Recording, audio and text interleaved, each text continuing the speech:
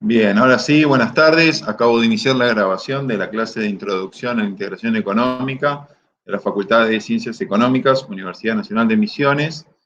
Y el tema que tenemos para hoy es la presentación de los conceptos vinculados al mercado. Vamos a analizar la definición de mercado, en qué consiste el mercado, ver qué rol juega la demanda y cómo se define, qué rol juega la oferta, también cómo se define y cómo a partir de la oferta y de la demanda y de la interacción entre ellas surge un punto que se llama el punto de equilibrio, en qué consiste ese punto de equilibrio, y vamos a analizar dos conceptos más. Uno es cuáles son los factores que se van a relacionar con desplazamientos de las curvas de demanda y de oferta y lo que eso significa en términos de equilibrio del mercado. Y vamos a cerrar la clase con una clasificación de los bienes que nos permitiría definir todos los elementos necesarios para analizar un mercado en funcionamiento. Lo que les voy a pedir, por favor, es que apaguen los micrófonos y, en todo caso, levanten la mano. Yo cada tanto miro hacia la otra compu, por eso ven que yo miro al frente cuando leo la diapositiva y a veces miro para el costado, que tengo la otra compu donde tengo el chat y puedo ver si tienen alguna intervención. Entonces, le pido por favor que apaguen los micrófonos mientras estoy dando la clase y en todo caso, si quieren preguntar, levantan la mano. Miren, yo voy a levantar la mano acá y dice, digamos, me aparece como que hay una manito levantada y entonces ahí puedo atender a la persona. O si no, habilitan el micrófono y dicen, profe, tengo una duda, tengo una consulta y no hay problema. Damos respuesta a la consulta en el momento. De todas maneras, como vengo haciendo regularmente, cada tanto voy a parar un minutito y les voy a preguntar si hay alguna pregunta y si no, sigo con el tema siguiente. Ahí me están preguntando, Karina me está preguntando, ¿dónde subimos las clases? La verdad es que tuve un problema, es que cuando quise cargar toda la lista que habían elaborado, el Dropbox me rechazó.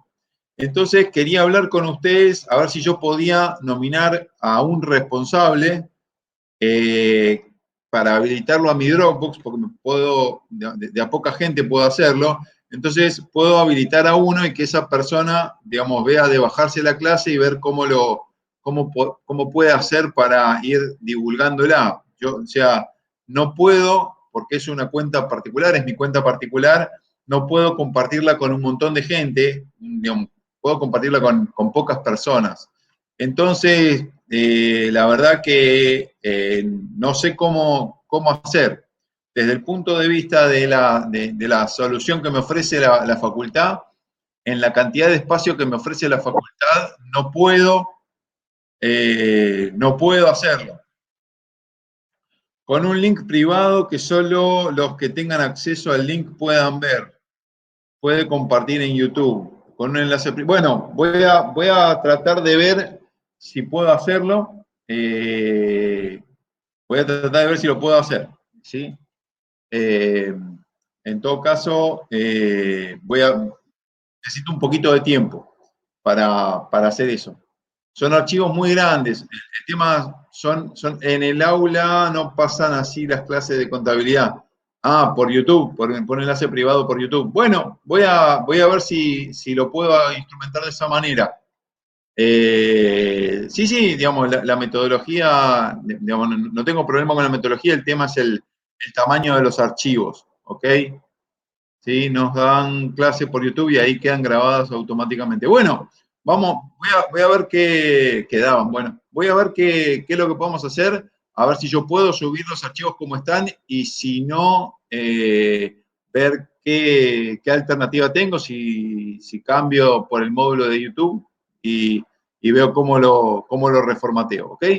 Me llevo la inquietud de ustedes y vamos a tratar de darle una solución. Sí, superado esto, que queda, digamos, queda para resolver en el futuro, arranquemos un poquito con el mercado y vamos a ver cuáles son los elementos constitutivos, ¿no? El término mercado se aplica a cualquier lugar o medio a través del cual se realiza un intercambio económico. O sea, en realidad es un ámbito, es un lugar que puede ser físico o no físico, en el cual se reúnen compradores y vendedores y se relacionan de alguna manera, interactúan, ¿no?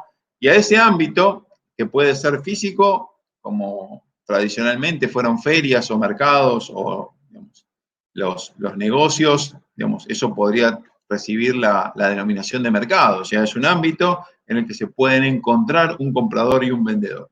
Ya eso implica que existe un espacio de intercambio económico y ahí se está manifestando el mercado. El mercado, en ese sentido, implica que la existencia de esto que llamamos los compradores, y los compradores justamente son los que manifiestan un deseo de comprar, y ese deseo de comprar se transforma en demanda cuando, aparte del deseo de comprar, se suma esto de la capacidad de compra. O sea, aparte de que el producto me guste, uno puedo tener preferencia por los, por los productos, para estar participando del mercado, yo tengo que tener la posibilidad de comprarlo. Si no, simplemente es un mero deseo y en ese caso soy un deseante, no soy un comprador. Para ser un comprador tengo que tener no solamente el deseo, o sea, tengo que querer adquirir el producto, sino que además tengo que estar en condiciones de comprarlo. Digo, digamos, por plantearlo en términos concretos. Eh, por ahí yo participo del mercado de automóviles como comprador, porque me puedo comprar no sé, un C3, un Citroën C3, pero de repente, si yo me voy a un Bugatti Veyron que sale 2 millones de dólares, puedo tener el deseo de comprármelo, pero no soy claramente un comprador, digo, no tengo la capacidad de comprar eso. Entonces, en ese sentido, mi deseo no se va a traducir en una demanda o no se va a traducir efectivamente en una demanda de un vehículo tan caro. Entonces, ahí es donde digamos, al deseo hay que sumarle eso de la capacidad, o sea, tengo que poder comprarlo para poder constituirme o para poder definirme como comprador. Hay problemas. ¿Cuáles son los problemas, Florencia? No sé, yo veo a ver, déjenme ver, mi señal está bien y no sé, a ver la tuya. Hay algunos que tengo,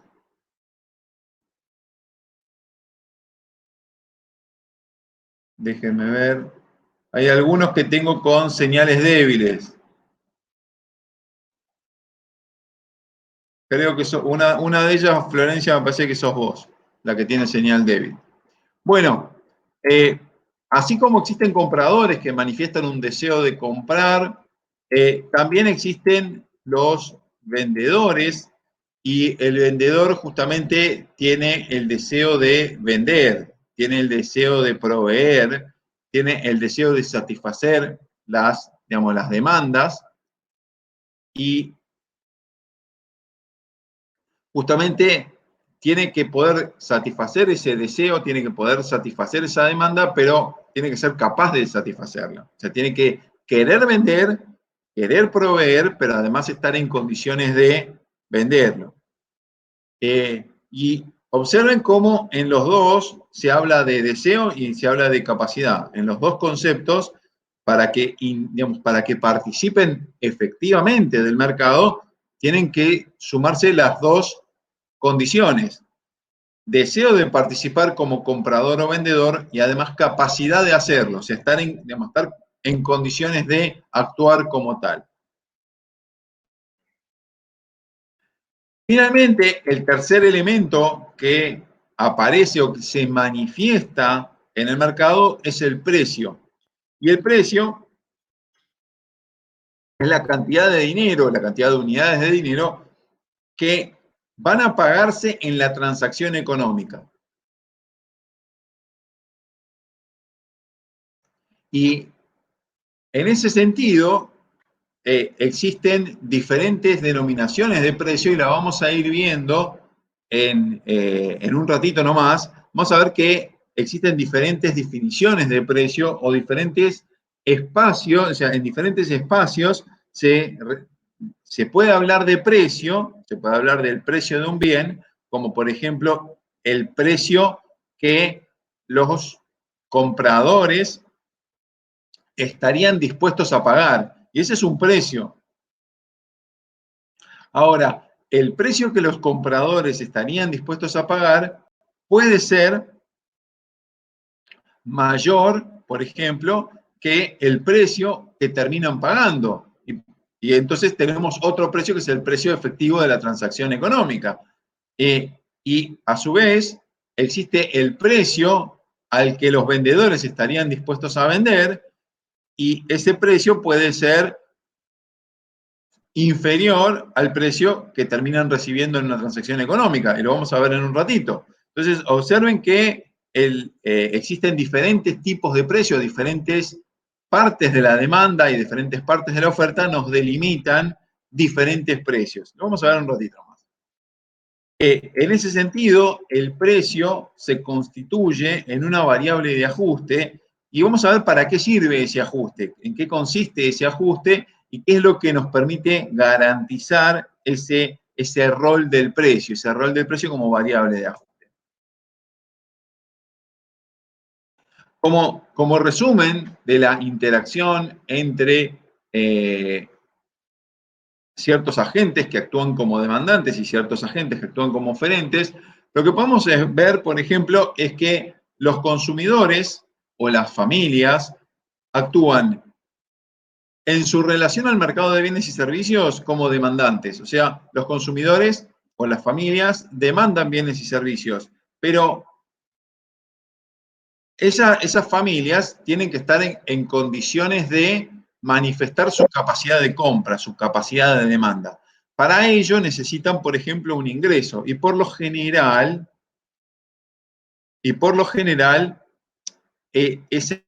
digamos, esa capacidad de compra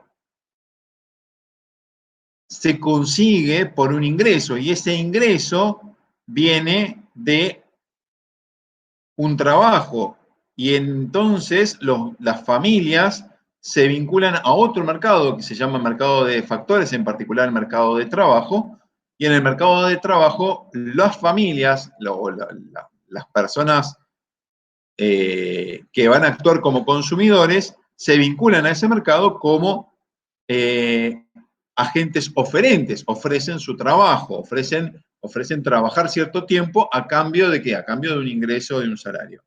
Camila, yo en un ratito voy a explicar qué significa ceteris paribus. Es muy bueno que lo hayas preguntado. En un momento voy a explicarlo con un grafiquito y van a ver, digamos, por qué no lo expliqué en ese momento, lo van a ver en un gráfico, ¿ok? En un ratito nomás. Ahora, las empresas, observen las empresas, y no estoy hablando solamente de lo que llamaríamos las fábricas, sino cuando hablo de empresas, hablo de todo tipo de empresas que pueden ser incluso negocios de venta, negocios de comercialización. Desde un supermercado hasta un kiosco también es una empresa, de diferente escala, pero sigue siendo una empresa. Las empresas en el mercado de bienes actúan como agentes oferentes, o sea, actúan como, digamos, como los agentes económicos que ofrecen el bien, que están con el deseo de satisfacer las necesidades, pero también están con la capacidad de hacerlo, en el sentido de que disponen de los productos para la venta. Pero a su vez, las empresas necesitan factores de producción, capital y trabajo fundamentalmente, para llevar a cabo su cometido. Y cuando las empresas se relacionan con ese otro mercado en el cual adquieren el factor trabajo, lo están haciendo en el carácter de demandantes. Y observen cómo, digamos, los roles cambian, ¿no? Y ahí, digamos, por eso estamos jugando con los colores. O sea, la misma empresa que actúa como oferente de bienes y servicios, actúa como demandante de factores.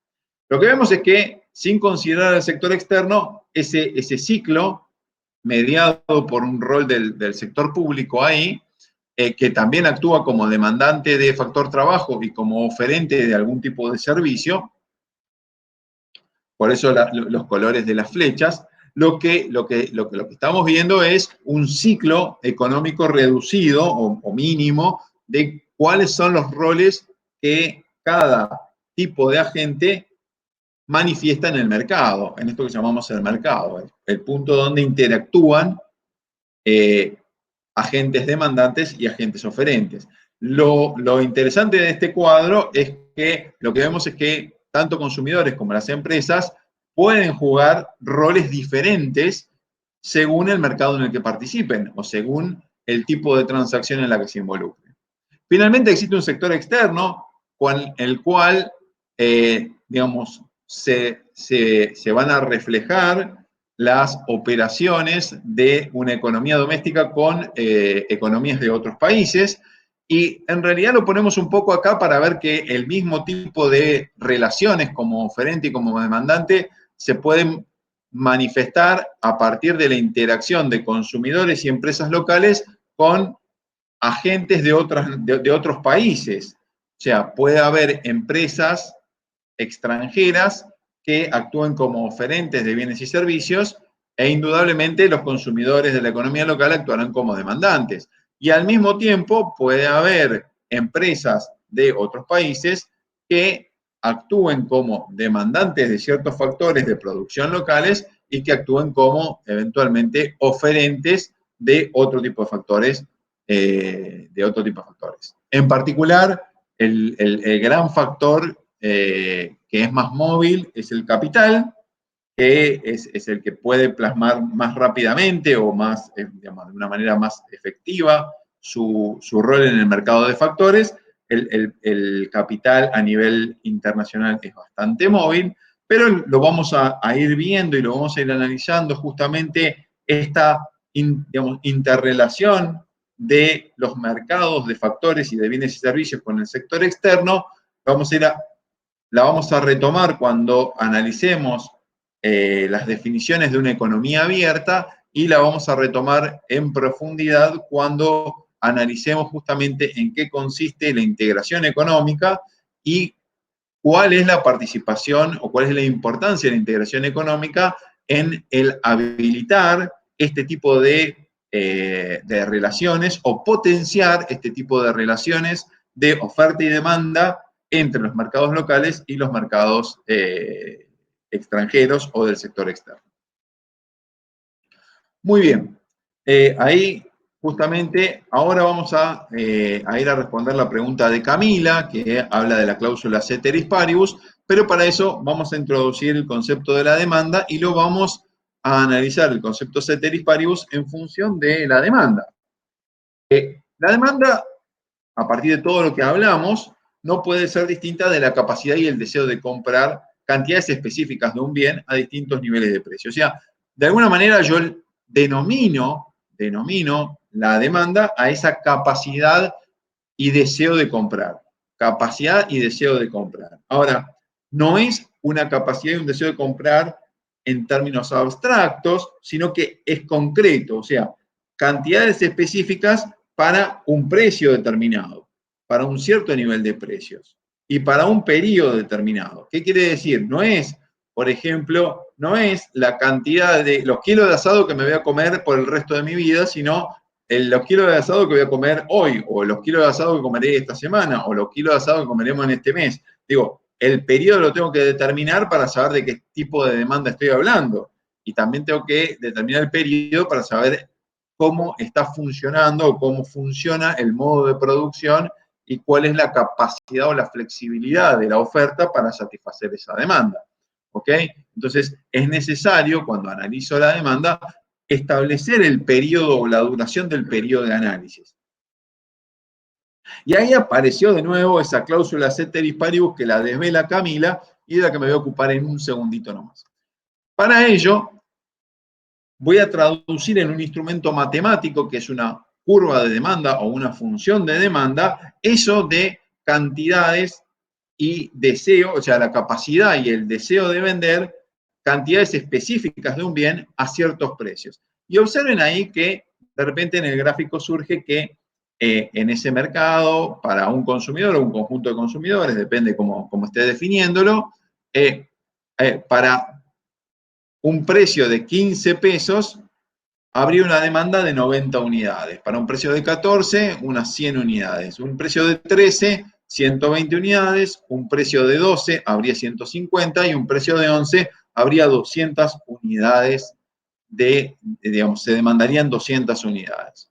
A esa relación entre precio y cantidad, concretamente, a la curva, esa que está, digamos, que une los puntos A, B, C, D y E, esa curva es la curva de demanda, que también se llama función de demanda. Existe una forma, a veces es posible estimar la forma funcional de la curva, la función matemática que da origen a esa curva, y a esa función se la llama función de demanda, a ese instrumento o herramienta matemática. La función de demanda justamente tiene esta forma, ¿sí? Q sub A es la demanda de la función de demanda del bien A, y lo que vemos es que aparecen variables explicativas, que son las que están en el paréntesis en el lado derecho, y esas variables explicativas, fíjense que aparece un precio P sub A, un precio P sub B, una Y y una G. ¿En qué consiste cada una de esas variables? Bueno, el precio sub A es el precio del bien A. Y concretamente, en el gráfico lo que estamos representando es la relación entre la cantidad del bien, que sería Q sub A, y el precio del bien, que sería P sub A. Ahora, lo cierto es que nosotros dibujamos una curva. Nosotros hicimos una curva que es la curva ABCDE, digamos, que une esos puntos. Para poder dibujar esa curva, nosotros tuvimos que hacer un supuesto. Y ese supuesto me está diciendo que para poder dibujar esa curva, los gustos del consumidor, que están representados por la letra G en esta función, permanecen constantes, o sea, están definidos, son de determinada manera, no cambian los gustos del consumidor. Que el ingreso del consumidor, el salario del consumidor, o el salario más los alquileres, o la renta, o lo que sea que tiene el consumidor como que refleje esa capacidad de compra, o sea, que es el elemento que a él le permite comprar, también está fijo. O sea, está fijo mientras yo... Sofía, sí, hay algunas personas que, por ejemplo, Anabela, Zacute, Florencia, Soledad, me aparecen como calidad perdido, ¿sí? Hay algunas personas que yo no sé si están lejos del router o tienen, pero a mí me aparecen que tienen problema ustedes. De hecho, yo estoy con las dos computadoras y me chequeo a mí mismo y estoy con muy buena señal, ¿sí? No es un problema de emisión. El tema de la calidad, por lo menos, yo estoy chequeando eso, ¿ok? Bueno, entonces, la variable P sub B, ¿sí? P sub B larga, que aparece ahí, está representando un conjunto de bienes, que lo vamos a definir en un ratito, que se llaman bienes sustitutos y bienes complementarios, que tienen un rol, pero a su vez, esos precios, los precios de esos bienes, también se consideran fijos para que yo pueda construir esta función de demanda. Entonces, a eso que llamamos mantenemos fijos los precios de los bienes complementarios y sustitutos, el nivel de ingreso y los gustos del consumidor, a eso decimos, esas variables no cambian mientras yo diga que no, digamos, mientras esté haciendo esta curva y esté valiendo esta curva, esas variables no cambian. A eso se lo denomina cláusula ceteris paribus, que significa mientras todo lo demás permanece constante. ¿Qué quiere decir esto? Estoy analizando la relación entre el precio de los autos y la cantidad de los autos mientras permanecen constantes todas las demás variables. Lo único que voy a permitir que varíe,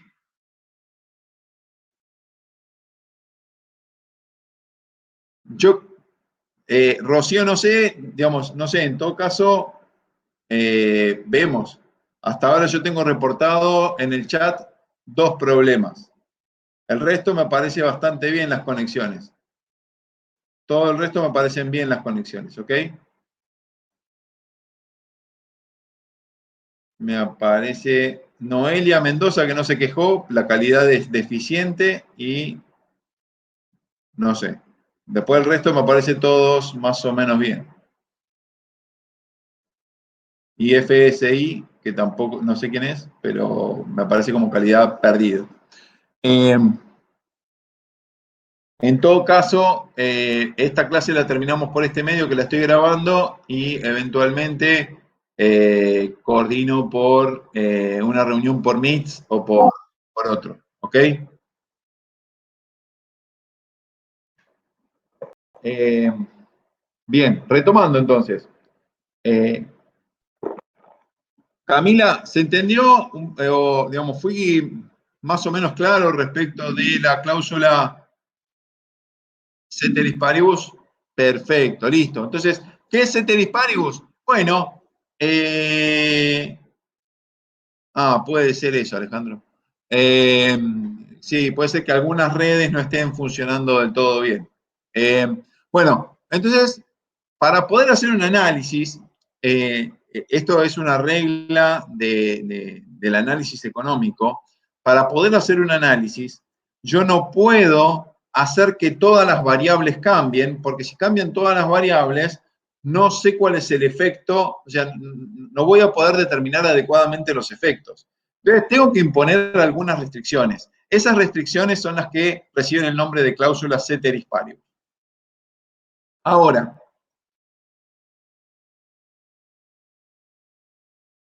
esta función de demanda, tal como la representamos ahí, puede, digamos, puede traducirse o puede representarse de varias maneras. Una de las maneras es por medio de una tabla de demanda. O sea, con la tabla de demanda yo puedo construir el gráfico. Y si no, puedo tener una fórmula matemática que diga la cantidad de A es igual a, bueno, y una expresión algebraica que me permita dibujar esa curva a medida que yo voy poniendo precios diferentes.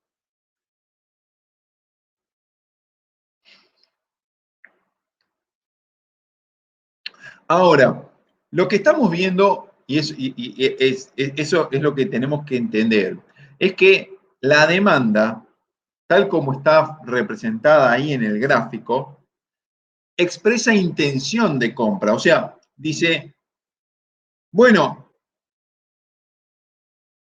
para comprar, o sea, pagando 15 pesos o 15 unidades, 15 unidades monetarias, 15 pesos, yo estaría, o el mercado estaría dispuesto a demandar, o los consumidores estarían dispuestos a demandar hasta 90 unidades. Ahora, eso no significa que se vayan a comprar 90 unidades, ni que se vaya a pagar 15 pesos. ¿Por qué? Porque en realidad esto es solamente la expresión del deseo más la capacidad de compra. ¿Qué quiere decir esto? En este mercado, donde están estos consumidores, que habría que definirlos, estos consumidores están dispuestos a pagar hasta 15 pesos por 90 unidades, 90 chopetines, 90 chocolatines o 90 lo que sea. Hasta 90, digamos, hasta 15 pesos demandarían, estarían dispuestos a comprar 90 unidades. Ahora, no representa por lo menos hasta el momento, una transacción realizada, porque claramente ese gráfico es incompleto, le falta una parte, y ya la vamos a ver. Ahora, ¿qué ocurre si cambia alguna de esas variables que nosotros dejamos fija con la cláusula ceteris paribus? ¿Qué ocurre si de repente cambian los gustos del consumidor? ¿Qué ocurre, por ejemplo, si esos son chocolatines y resulta que ahora se ponen de moda y todo el mundo quiere consumir chocolatines? Bueno, indudablemente, si cambian los gustos del consumidor, ya esa curva roja va a dejar de valer y va a haber un cambio. Y como ahora a la gente le gusta más, lo que va a ocurrir es que ahora va a aparecer una nueva curva que está representada como la curva azul que ustedes están viendo, que se representa como un desplazamiento hacia la derecha o hacia arriba de la curva de demanda, y que lo que nos muestra justamente es que ha aumentado la demanda de una manera, digamos, de una manera que no se explica por la variación de precio. Aumenta la demanda porque cambió una de esas variables que antes estaba fija. Y fíjense que la dejo, digamos, la dejo fija, esas variables las dejo fija durante un rato, pero eventualmente puedo ver qué es lo que ocurre cuando cambia alguna de esas variables. Por lo general, y ese es un criterio también de análisis económico, cuando yo quiero analizar qué es lo que ocurre en un mercado cuando cambian las variables ceteris paribus, que yo dejé ceteris paribus fija, lo que hago es hacerlas cambiar de a una para entender qué es lo que ocurre en la demanda o en la función de demanda, lo que pasa cuando cambio las variables de a una. Porque de nuevo, si yo permito que varíen todas las variables de manera simultánea al mismo tiempo, como la función de demanda va a recibir los efectos de los cambios en todas las variables que antes estaban fijas, yo no sé cómo se va a mover efectivamente esa curva. ¿Por qué? Porque podría suceder que los cambios se neutralizaran entre ellos. Por ejemplo, por un lado la curva quisiera desplazarse hacia la derecha, por ejemplo, porque aumentan los gustos del consumidor, pero por otro lado la curva quisiera moverse hacia la izquierda porque, por ejemplo, baja el nivel de ingreso de las personas. Entonces, si tengo esos dos efectos en simultáneo, ocurriendo al mismo tiempo, entonces por ahí no le pasa nada a la curva roja y dice, ah, cambia todo y no cambia nada, el gráfico es el mismo. No, no, no, no. A ver, analicémoslo de a un efecto por vez. Primero veamos qué es lo que le pasa a los gustos del consumidor. Cuando variamos el gusto del consumidor, listo, pasa esto. Bueno, ahora, ¿qué pasaría si cambia el ingreso? Bueno, pasaría esto, listo. Entonces ahí empezamos a entender cómo funciona efectivamente la función de demanda. O sea, qué es lo que nos está mostrando esa función de demanda.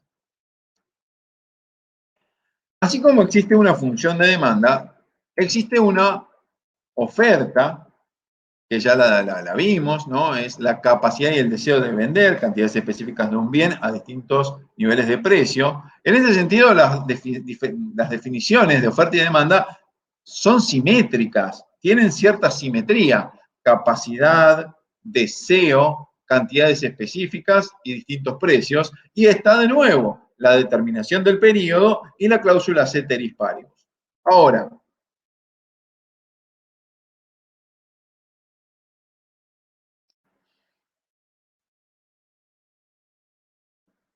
ahí tengo que corregir, ¿ven? Vamos a corregir eso.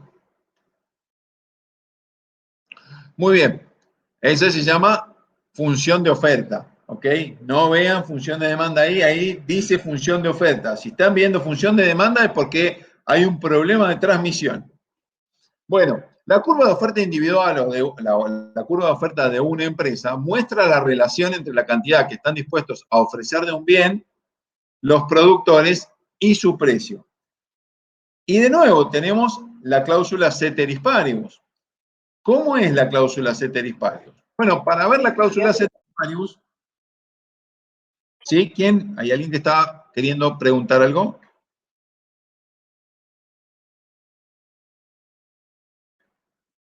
Jorge me pregunta, ¿por qué, profe, qué es lo único que no permanece constante?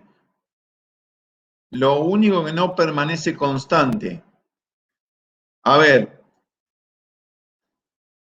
lo voy a repasar acá. Vamos a ver que hay dos tipos de análisis. Uno es cuando funciona la cláusula ceteris paribus. Cuando funciona la cláusula ceteris paribus, las variables que son P sub B, R y T, en este caso, van a permanecer constantes. Y lo que yo voy a representar en la función azul, que es la que me permite trazar los puntos A, B, C, D y E, es la relación entre la cantidad ofrecida y el precio que recibirían los productores o que pedirían a cambio los productores. Y en ese sentido, lo que estamos viendo es que para diferentes niveles de precio, los productores estarían dispuestos a ofrecer distintas cantidades y cambian cantidad del bien, cantidad de los autos con precio de los autos. Cambian las dos variables. Mientras el precio de los viajes en colectivo, el precio de las bicicletas, el precio de las motos, el precio de las camionetas, el precio de un montón de otros bienes, permanece constante en mi análisis.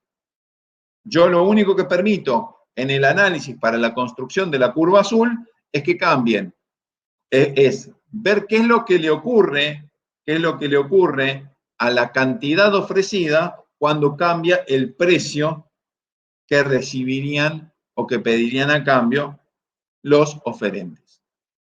Mientras, por ejemplo, la tasa, lo que sería la tasa de beneficio o la tecnología permanecen constantes. En ese sentido, yo estoy en condiciones de construir una tabla de oferta. La tabla de oferta expresa la intención de vender de los oferentes o su disposición a vender ciertas cantidades para distintos precios. Lo que vemos es, por ejemplo, que si el precio es de 11, los oferentes no estarían dispuestos a vender nada. Solamente si el precio fuera de 12, los oferentes aceptarían vender 70 unidades. Y de ahí para arriba. Ahora, tanto la curva azul como la tabla tienen incluida la función ceteris paribus. ¿En qué sentido? En el sentido de que ni P sub B, ni R, ni T van a cambiar mientras yo esté construyendo esta curva. ¿Ok? Ahora,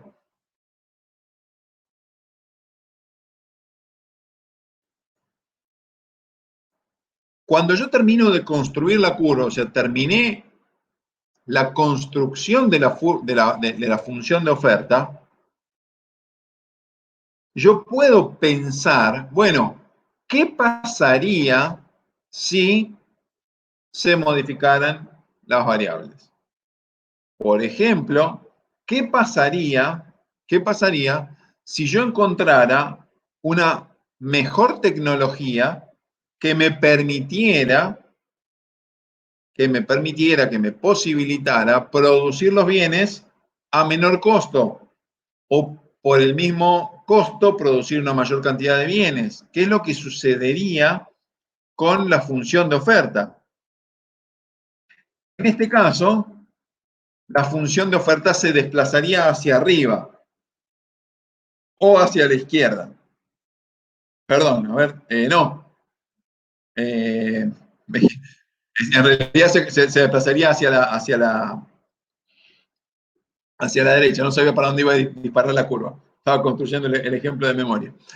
No, en este caso, lo que podría estar sucediendo, no se ve, profe. A ver, yo lo veo perfectamente. Chicos, yo tengo dos computadoras. ¿Sí? Yo tengo dos computadoras. En una estoy proyectando y en la otra estoy viendo lo que ustedes estarían viendo. Me conecté como usuario. O sea que hay varias personas que están conectados y que están viendo. Ahí veo un montón de gente que está viendo. Lo que yo no puedo resolver es el problema de conectividad de ustedes, ¿sí? Sí, yo, digamos, hay mucha gente que ve y mucha gente que no ve, no sé, no lo puedo resolver. Hasta ahí digo. Dice que el profe desactivó la presentación para.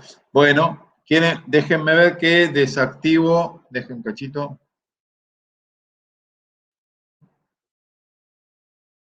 Un segundito.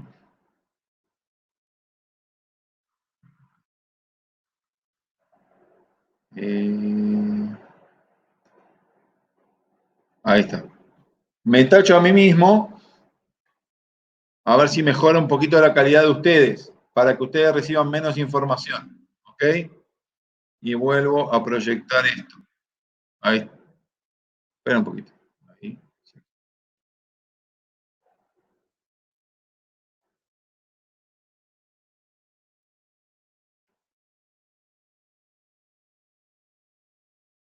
Ahí le corregí ahí corregí la diapositiva para que la tengan bien cuando la suba. Ok. Ahí, déjenme ver, tuc, tuc, tuc, tuc, tuc. Ahí estamos, listo. Ahí, teóricamente, llegué al punto donde estaba. Listo. Lo que vemos está representado un desplazamiento hacia arriba, y en ese caso, en realidad, lo que podría haber ocurrido es que, bueno, ahí mejoró, perfecto. Para algunos, por lo menos. Eh, lo que estamos representando ahí es un desplazamiento hacia arriba de la función de oferta. Camila, sí, te escucho. Me apareció Camila, quiere hablar.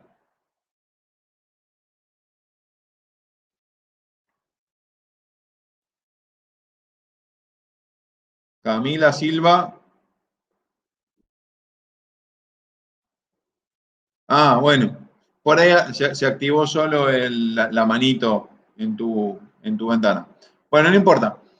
Volvamos al tema, a cerrar el tema este del desplazamiento hacia arriba de la curva de oferta. Lo que vemos es que, por ejemplo, para ofrecer la misma cantidad esta de 70, que antes pedían 12, ahora de repente estarán pidiendo casi 12,8. Lo que estaría representando en este caso es algún tipo de encarecimiento del proceso productivo. No puedo decir que haya un empeoramiento de la tecnología, pero sí un encarecimiento. Podrían haberse encarecido los insumos de producción, por ejemplo, y entonces los oferentes dicen, bueno, para poder ofrecer la misma cantidad yo tengo que cobrar un precio superior. Podrían haber pasado muchas cosas. Eh, Podría suceder que los empresarios, para seguir proveyendo o para seguir ofreciendo sus bienes o servicios, exigieran un mayor beneficio. Podría suceder, sí, puede suceder. En este caso, el precio que demandarían, perdón, que requerirían a cambio de la provisión sería superior y lo estaría viendo como un desplazamiento hacia arriba de la función de oferta. En cambio, por ejemplo, como estaba diciendo el ejemplo de la primera parte, ¿qué pasaría si mejorara la tecnología y hubiera una mejora en los costos y producir fuera más barato o se pudiera producir una mayor cantidad de bienes al mismo costo? Lo que ocurriría es todo lo contrario, un desplazamiento hacia la derecha o hacia abajo de la curva de oferta. ¿Ok? Entonces, lo que vemos es que la curva de oferta puede cambiar, puede desplazarse, puede saltar para arriba, puede desplazarse hacia arriba o puede desplazarse hacia abajo, dependiendo de cómo cambian esas variables que para nosotros al principio permanecieron fijas por la cláusula ceteris paribus. ¿Ok? Eh, bien, hasta este momento, sobre mercado, oferta y demanda, ¿hay alguna duda?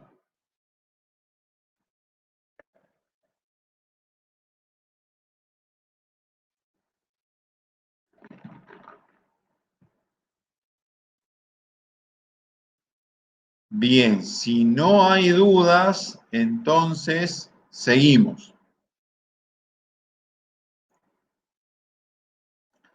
Digo hasta ahora porque ahora viene el equilibrio y el equilibrio justamente es la instancia en la que voy a reunir a la oferta y la demanda.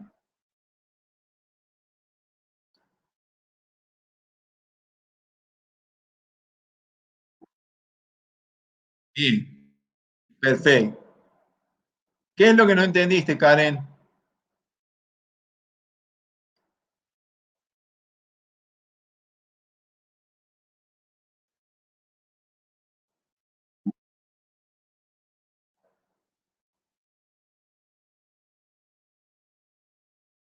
Bueno, hago un repasito de la demanda. Digo, que demanda es capacidad y deseo de comprar, ¿eso lo entendés?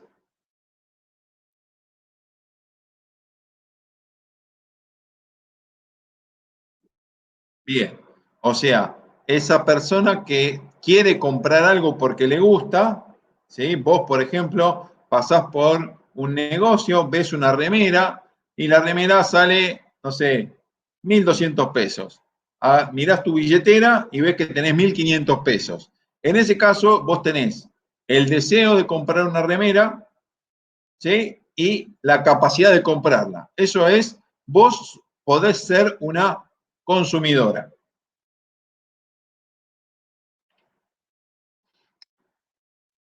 Ahora, de repente vos decís, bueno, a ver, si en vez de cobrarme 1.200 pesos me cobraran 800 pesos o 700 pesos, yo compraría dos remeras.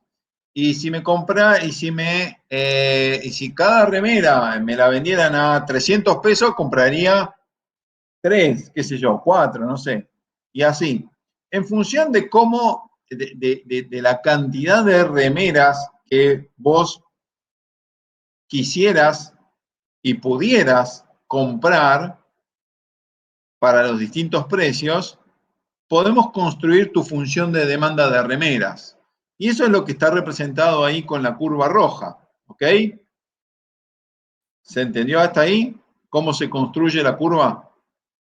Va Karen, mira el precio de una remera, dice, bien, ay, perfecto, listo. Para otros precios, bueno, si los precios son diferentes, bueno, si son menos, bueno, podría comprar más cantidad de remera. Perfecto.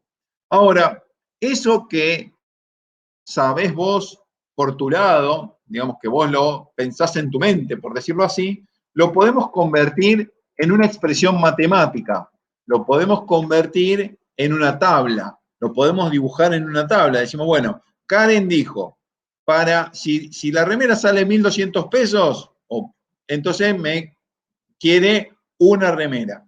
Si sale 700 pesos, quiere dos remeras, o estaría dispuesta a comprar dos remeras. Si saliera 300 pesos, tres remeras. Si saliera 150 pesos, cinco remeras. Entonces, en función de eso, construimos esa tabla de demanda y con esa tabla de demanda hacemos la curva. Ahora, de repente, justo, no sé, Karen, vos, a ver, déjame ver, podés ser, a ver, decime, algún conjunto de música que te guste mucho, Karen, te estoy esperando. Decime algo, un conjunto de música o grupo musical que te guste mucho.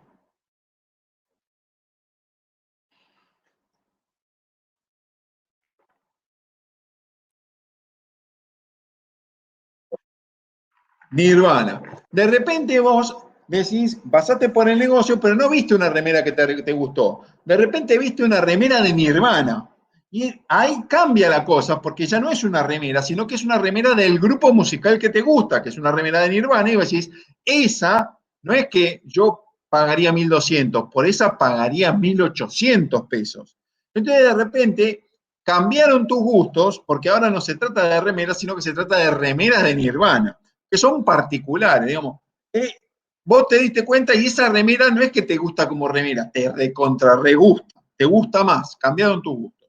Bueno, en ese caso lo que vemos es que cambia el precio que vos estarías dispuesta a pagar. Y eso, ese cambio en tus gustos, es lo que nosotros representamos aquí como un cambio, un desplazamiento de la demanda roja hacia la demanda punteada y azul, ¿ok? O sea, cambiaron tus gustos, ahora te gusta más la remera porque antes no habías visto que era de Nirvana, pero ahora de repente la viste mejor, fuiste, te metiste en el negocio, preguntaste, te la mostraron y dices, ah, pero esta remera es de Nirvana y ahí vale más, no es que vale más, o sea, te gusta más y al te gusta más significa estoy dispuesta a pagar más por la misma remera, ¿ok? No significa que vos vayas a pagar más, sino que estás dispuesta a pagar más. ¿Hasta ahí está claro? Bien, perfecto. Entonces, con eso cerramos el concepto de demanda. Perfecto. Con la oferta, déjenme avanzar hasta lo último, pasa exactamente lo mismo de otra manera, digamos. A ver,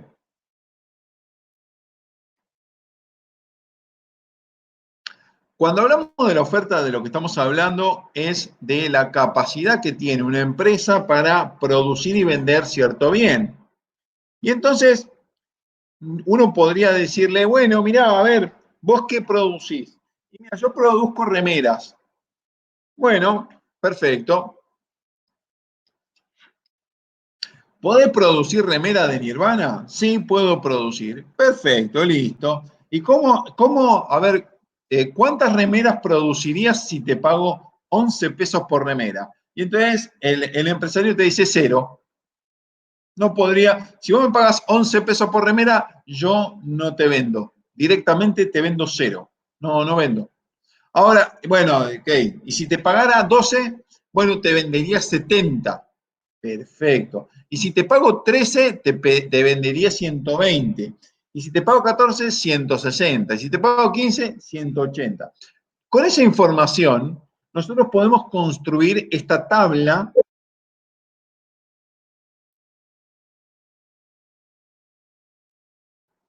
Perfecto, Melissa. La demanda tiene que ver con el consumidor y la oferta tiene que ver con el productor, con la empresa, con el comerciante. Perfecto. Así como vos decís en el chat. Muy bien, Melissa. Entonces, sigamos con esto. Digamos, yo construyo esa tabla en función de los datos que me da quién. En función de los datos que me da el comerciante, el productor, la empresa. Ahora, esa tabla yo la dibujo ahí, la dibujo en azul. Ahora, ok, de repente, estamos hablando ahí con el empresario y el empresario recibe un llamado de la empresa que le vende los productos para el estampado y le dice, eh, Macho, aumenté los productos del estampado que vos usás en tus remeras, o sea que cada vez que vos estampes la imagen de Nirvana, te va a salir más caro. Entonces, ¿qué es lo que ocurre? El empresario dice, me subieron los costos. ¿Y qué va a hacer el empresario?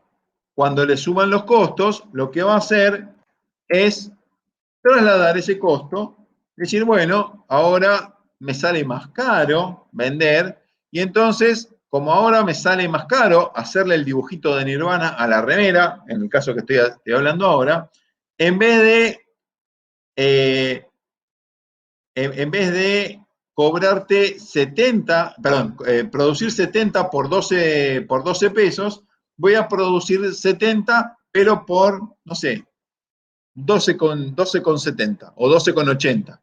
12 pesos con 80 cada remera, eso es lo que te voy a cobrar para producir 70. Y así sucesivamente. ¿Qué es lo que está representando ese desplazamiento de la curva azul hacia la verde punteada que está por arriba? Lo que está representando es un cambio en una de esas variables que antes manteníamos fija. O sea, para yo poder construir la curva azul, los precios de los insumos o de los factores de producción tienen que permanecer constantes. La tecnología tiene que permanecer constante. Y lo único que yo puedo cambiar mientras construyo la curva azul, la curva de oferta original, es únicamente cuánta cantidad vendería el empresario, la empresa, el negocio, el comerciante, a distintos precios. Y eso es lo que refleja la curva azul, mientras el precio de los factores de producción, llámese los salarios que tienen que pagar, llámese la remuneración del capital, llámese los insumos, por ejemplo, la tela, por ejemplo, la tintura de la tela, por ejemplo, el costo del estampado, por ejemplo, la energía eléctrica, todos esos elementos que se incorporan en el proceso productivo van a permanecer, sus precios van a permanecer fijos. Eso quiere decir, están alcanzados por la cláusula ceteris paribus. Los voy a dejar fijos y mientras los dejo fijos, puedo construir la curva azul.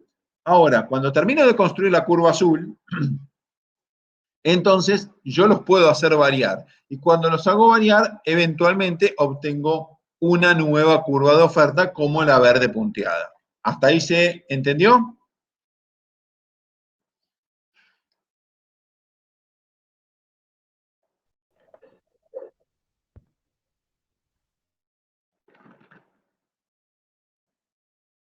Bien, perfecto. Entonces podemos seguir avanzando.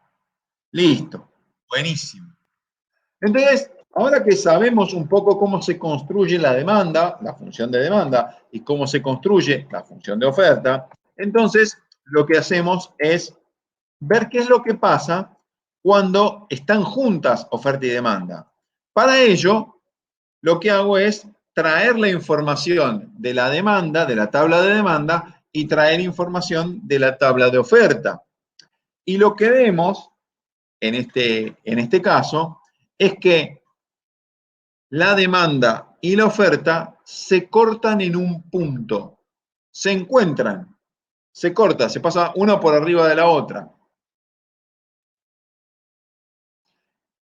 ¿En qué punto se encuentran? Bueno, en este caso, para este ejemplo en particular, se encuentran en el punto en el que el precio es 13 y la cantidad es 120, como se puede ver en el gráfico. Ese punto en el que se encuentran oferta y demanda, o en el que se cruzan la función de oferta y la función de demanda, se llama punto de equilibrio. Punto de equilibrio. ¿Qué es el punto de equilibrio? El punto de equilibrio es el punto en el que los planes de demanda coinciden con los planes de oferta.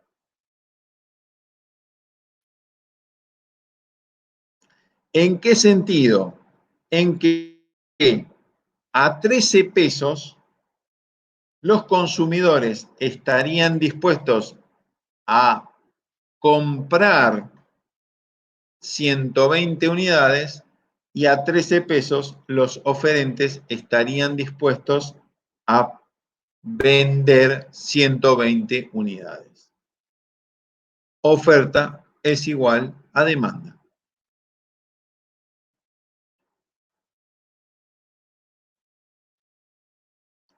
Ahora, ¿qué pasaría si el precio no fuera 13? ¿Podría suceder que el precio fuera distinto de 13? Sí, puede suceder que el precio sea mayor que 13 o menor que 13. Puede estar arriba o debajo. Ahora, ¿qué pasaría, por ejemplo, si el precio fuera superior a 13? 14, 15, 20, no sé, el precio que ustedes quieran. Un precio superior a 13. Bueno, lo que sucedería es que existiría un exceso de oferta.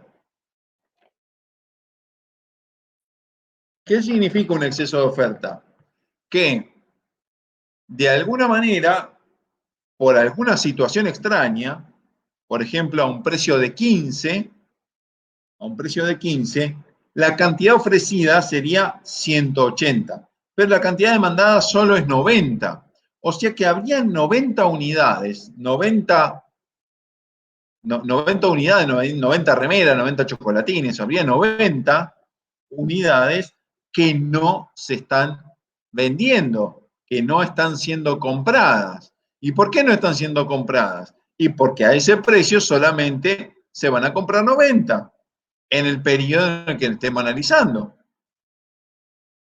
Entonces, ¿qué es lo que ocurre? Que hay un montón de unidades que no se venden. Ahora, ¿qué pasaría si en lugar de tener un precio superior a 13, hubiera un precio inferior a 13? Por ejemplo, 12. En ese caso, habría una cantidad demandada de 150, pero una cantidad ofrecida de solo 70. Nuevamente tenemos digamos, un desencuentro, una disparidad, una desigualdad entre la cantidad demandada y la cantidad ofrecida.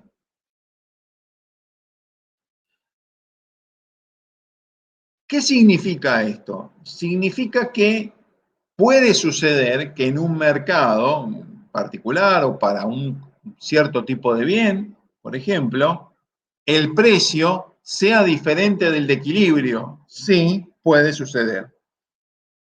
Ahora, cuando sucede esto, si el precio es superior, entonces tengo un exceso de demanda. Si el precio es superior, tengo un exceso de oferta. Y si el precio es inferior, tengo un exceso de demanda. Si el precio es superior, tengo un excedente. Si el precio es inferior al precio de equilibrio, entonces estoy en una situación de escasez.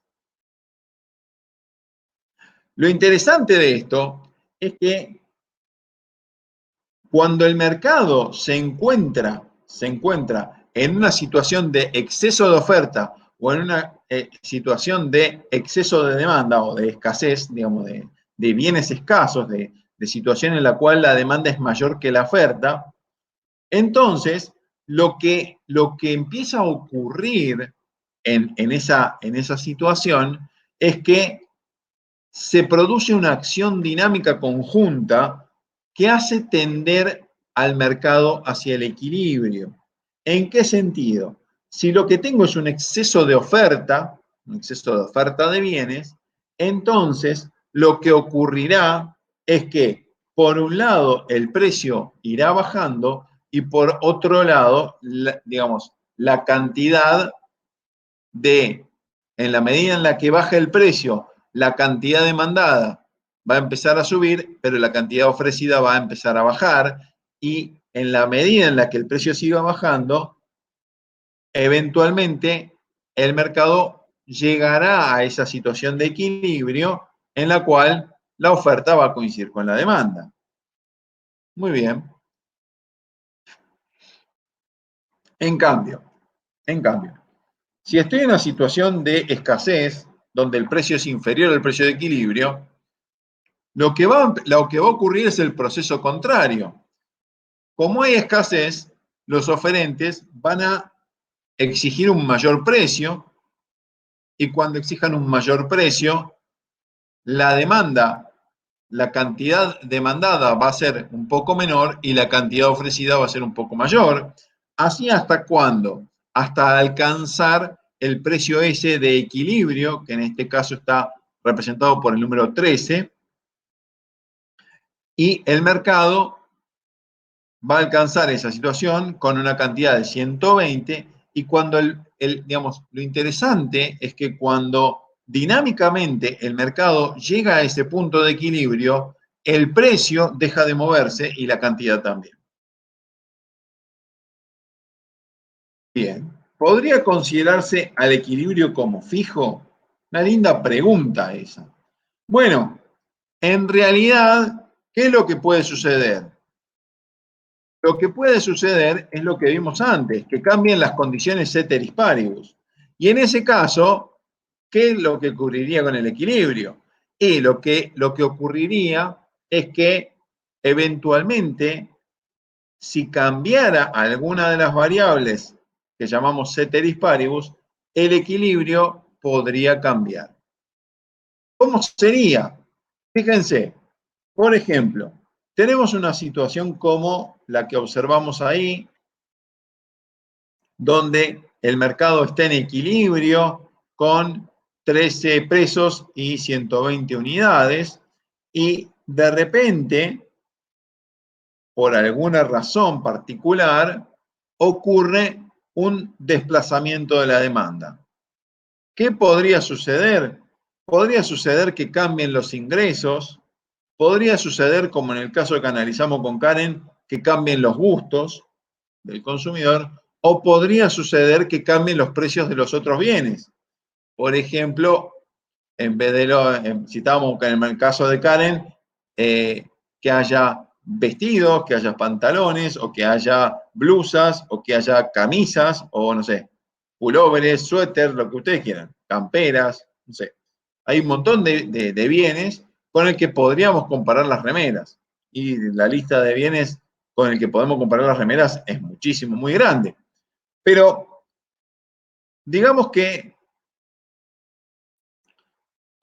siendo consistente con el caso de Karen, lo que yo les decía, de repente Karen empezó con que cuando vio una remera que no sabía que era de Nirvana, dijo que estaría dispuesta a pagar 1.200 pesos. Pero de repente, cuando se dio cuenta que en realidad la remera le gustaba mucho más porque era de Nirvana, dijo, no es 1.200, no, por esta remera, por este tipo de remera yo pago hasta 1.800. Y entonces eso, que es digamos, una representación esquemática de un cambio de gustos, cambian los gustos del consumidor, en realidad lo que estaríamos viendo es que como ahora las cosas le gustan más, digamos, la remera le gusta más, entonces esa curva de demanda se desplazaría hacia la derecha, como está representado en ese gráfico. Y en esta situación, ¿qué es lo que ocurriría? Fíjense, al haber una nueva curva de demanda, que llamamos demanda sub 1, lo que ocurriría es que, como el precio por ahora no cambió y es 13, y ahora los gustos cambiaron, gustan más las remeras, entonces a 13 pesos, en vez de demandar solo 120 unidades, se demandarían 200. ¿Y qué es lo que ocurriría? Ocurriría una situación como la que antes llamamos de escasez en el mercado. ¿De qué manera? Y ocurre porque la demanda es mayor que la cantidad ofrecida, o la cantidad demandada es mayor que la cantidad ofrecida. Ahora, cuando se produce esta situación y los empresarios, las empresas, toman conocimiento de que ahora a las personas les gustan más porque las remeras se empiezan a vender más rápido que antes, y hay un montón de gente que queda enojada porque no puede comprar su remera de Nirvana. Entonces, lo que van a hacer las empresas es decir, bueno, en vez de vender las remeras a 13 pesos, vendámosla a 14 o a 15 o no sé, a un precio mayor. Ahora, a un precio mayor, lo que ocurre es que están dispuestos a producir y vender una mayor cantidad de ofertas. Pero cuando empieza a aumentar el precio, la cantidad demandada empieza a caer y se empieza a producir ese ajuste al equilibrio. Un nuevo equilibrio que se alcanza, déjenme ver, un nuevo equilibrio que se alcanza, ¿dónde? En el punto en el que la nueva función de demanda o demanda sub 1 se encuentra con la función de oferta. Y este punto es, qué sé yo, 14 pesos y medio, 14,5 pesos y 170 unidades. Observen que la desaparición de esa situación de escasez y el nuevo equilibrio implican de alguna manera que aumente el precio a un nuevo precio de equilibrio y que la cantidad, esa cantidad de 200, que era una cantidad que estaba influida por ese desequilibrio de precios, ese precio menor al nuevo precio de equilibrio, también se reduzca de 200 a 170. Entonces, en la reducción de la cantidad colabora en parte, digamos, hay dos fenómenos que convergen, que contribuyen a la restauración del equilibrio. Por un lado, el aumento de producción o de cantidad ofrecida a partir del aumento de precios, pero por otro lado, la disminución de la cantidad demandada producto de ese mismo aumento de precios. Entonces, el aumento de precios aparece como una variable que ajusta, que hace ajustar tanto la cantidad ofrecida como la cantidad demandada. Y así entonces se alcanza un nuevo equilibrio en esta situación de un desplazamiento de la demanda y restauración del equilibrio. Perdón, antes de pasar a la clasificación de los bienes, les dejo de tarea cómo sería con la oferta, pero digo, el razonamiento sería muy similar. Podrían representar con la demanda sub cero y la oferta original, la oferta en azul, ¿no? Perdón, déjenme retroceder un poquito. Ahí, digamos que partimos de esta situación, yo no lo tengo aquí para hacer, déjenme ver, a ver. Bueno, no lo puedo hacer acá.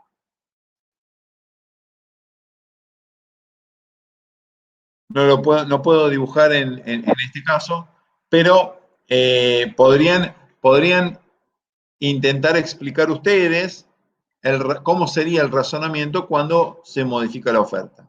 Si el precio es mayor, tienen que producir más, y si el precio aumenta, ¿qué pasaba con la demanda? Ah, Camila, ven un poquito. A ver, vamos por parte, dijo Jack. Camila dice, si el precio es mayor, fíjate, ahí. En este caso, ¿estás preguntando en este caso, Camila? En el caso de un desplazamiento de la demanda.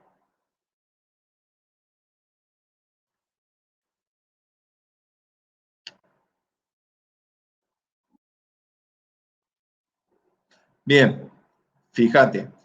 La demanda se desplaza, en este caso, ¿no? La demanda 0 pasa a la demanda 1. ¿Por qué? Yo estoy diciendo porque ahora hay un aumento en las preferencias del consumidor, le gustan más las remeras, se ponen de moda las remeras de Nirvana, no sé, o le gusta más el tipo de bien que se está vendiendo, le gusta más. Ahí, digamos, los gustos cambian en el sentido positivo, en el sentido de que a las personas les gustan más ciertos bienes. Ese desplazamiento de la demanda lo que va a hacer es crear una situación de escasez en el mercado. Esa escasez de mercado va a hacer aumentar el precio el precio de equilibrio, que se va a desplazar desde 13 hacia un valor superior. ¿Hasta dónde? Básicamente,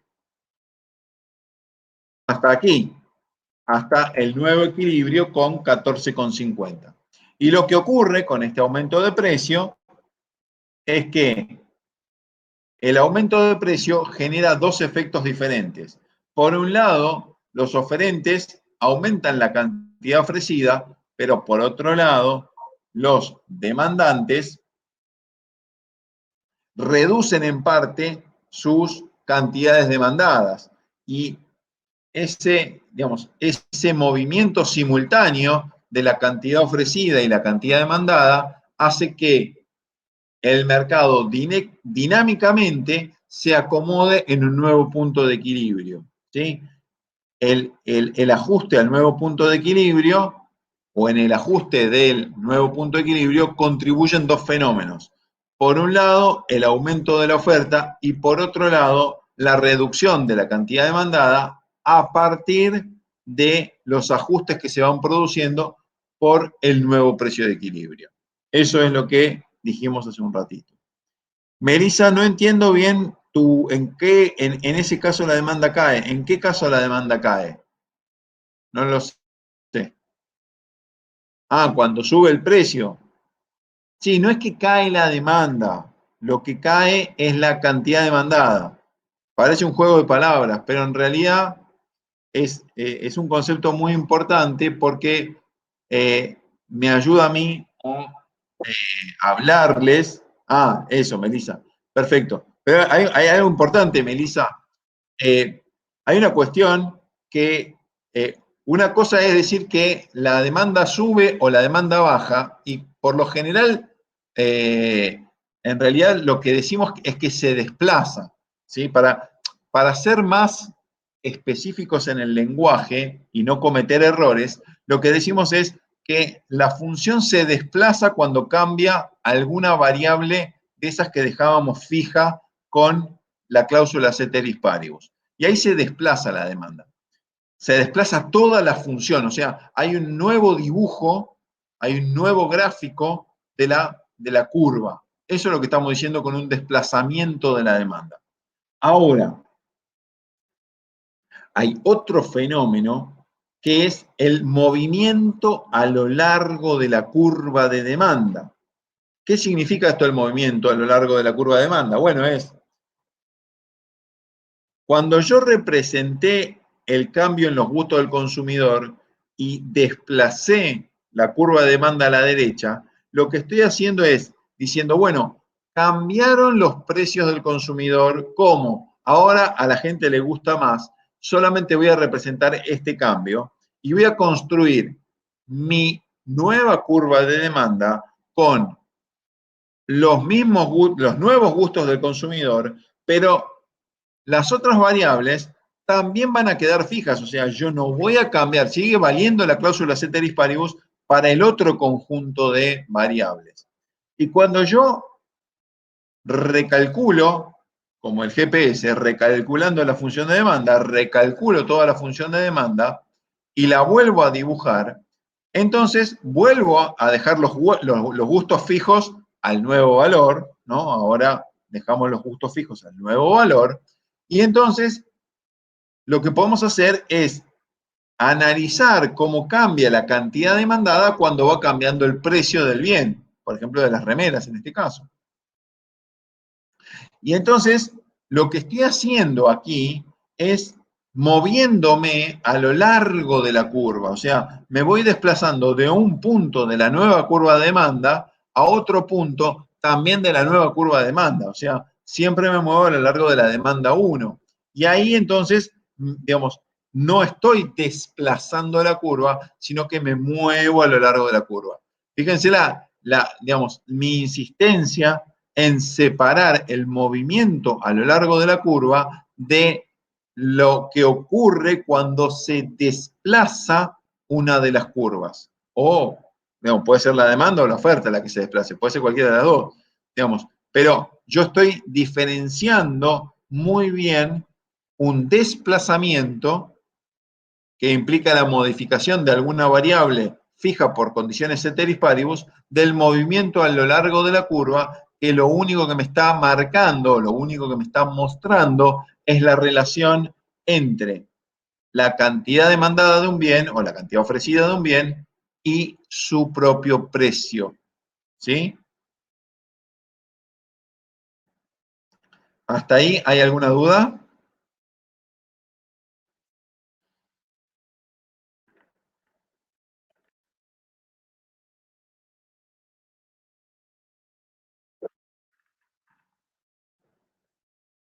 Bien. Seguimos entonces.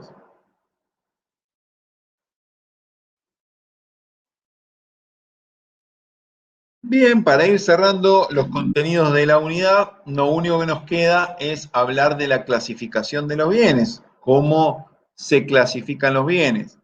Y la verdad es que se pueden clasificar de muchas maneras.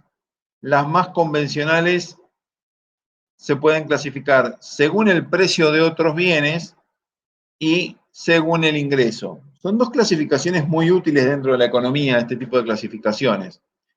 Indudablemente existirían otras formas de clasificarlo que por ahí no le afectan tanto a la economía. Digo, podríamos diferenciar los precios, los bienes por su color. Podría haber remeras rosas, remeras negras, remeras azules, remeras violetas, podría haber remeras verdes, pero no es una clasificación que sea de interés para la economía, salvo que de alguna manera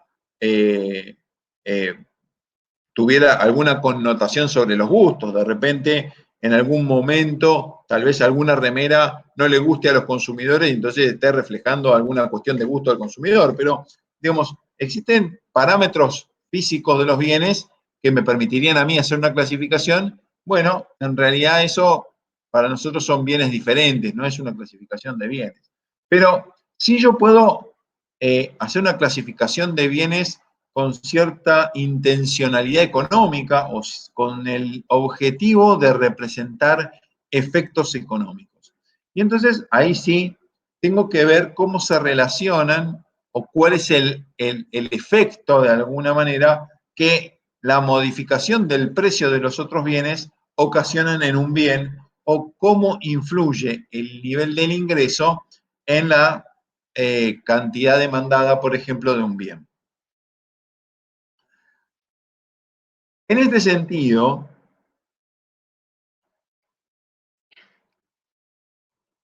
cuando yo analizo, por ejemplo, las remeras, ¿sí? Como bien de, de un determinado mercado, el mercado de las remeras, pueden existir otros bienes que son sustitutos. Digo, por ejemplo, las camisas pueden aparecer como sustituto de las remeras. O no sé, puede haber un montón de sustitutos. Puede ser blusas, puede ser suéteres, puede ser, hay un montón de sustitutos, o bienes que pueden ser sustitutos. Entonces, la cuestión es preguntarnos cómo podría cambiar o qué le pasaría a la cantidad demandada de las remeras si cambia el precio de los bienes sustitutos.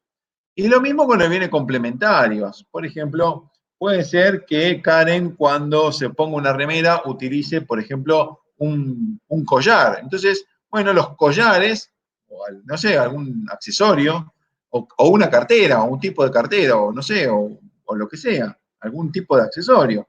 Y de repente ese tipo de bienes aparecería como complementario. Entonces, lo que vemos es que aparecen bienes que permiten reemplazar a las remeras y aparecen bienes que se utilizan junto con las remeras. El ejemplo más convencional para analizar bienes sustitutos y complementarios, por ahí es por ejemplo, el café y el té. El café y el té son sustitutos, ¿sí? O sea, yo de repente puedo tomar té, o puedo tomar café, o puedo tomar mate cocido, o puedo tomar, no sé, alguna otra bebida. En ese sentido, esos bienes son sustitutos. Ahora, tal vez yo puedo tomar el té, lo puedo tomar con, no sé, con azúcar o con edulcorante. Y en este sentido, el hecho de que yo tome el té con edulcorante o el té con miel o el té con azúcar, esos bienes se consumen de manera conjunta o de manera simultánea o al mismo tiempo. Y entonces lo que tengo es un ejemplo de bienes complementarios, ¿no? Bienes que se consumen al mismo tiempo.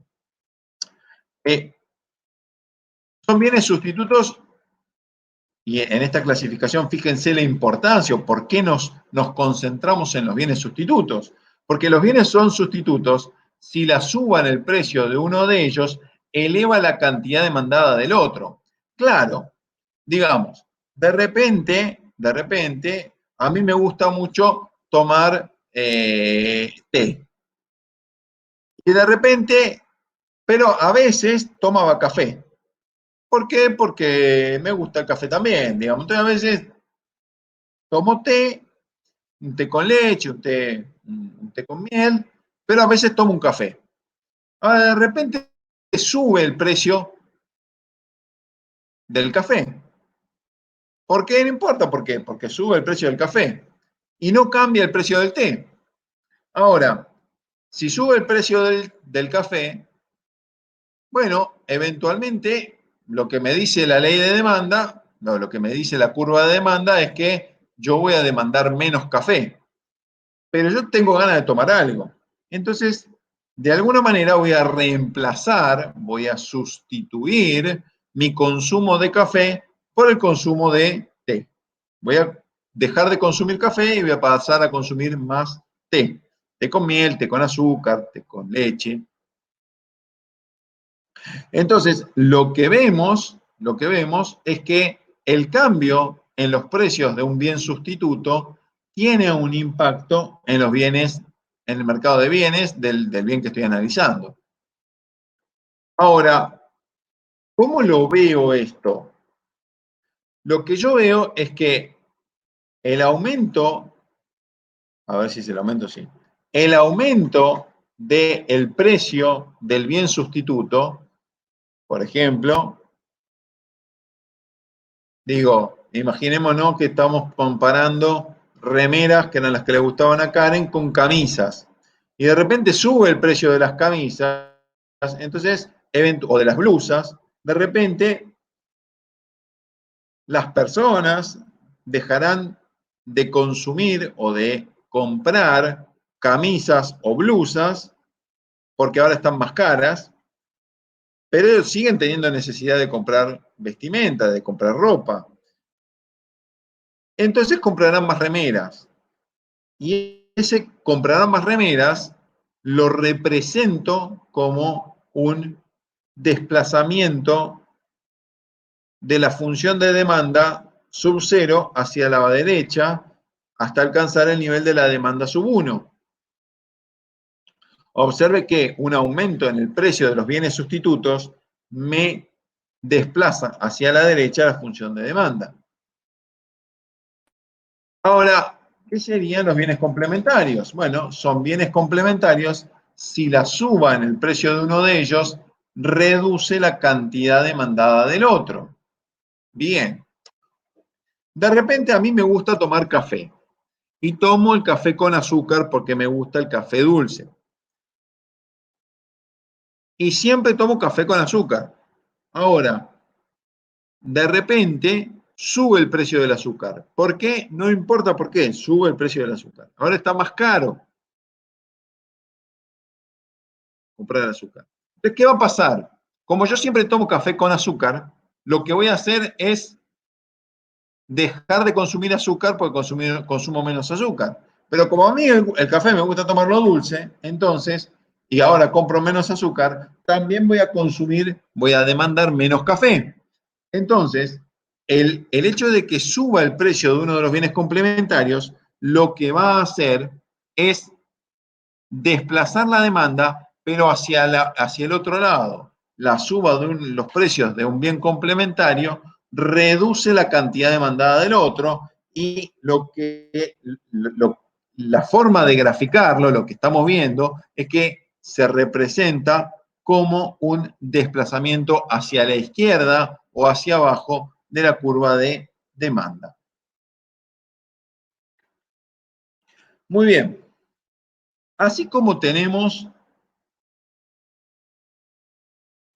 Así como tenemos bienes sustitutos y complementarios, lo que podemos hacer también es clasificar los bienes en función de cómo responda la demanda cuando cambie el ingreso de los bienes. Y aquí tenemos una clasificación, una cuádruple clasificación, se pueden clasificar de 4 maneras. Y cada una de esas maneras, lo que me está hablando, de alguna manera, es de la forma en la que responde la, la demanda o la cantidad demandada de los bienes cuando se modifica el nivel de ingreso de las personas.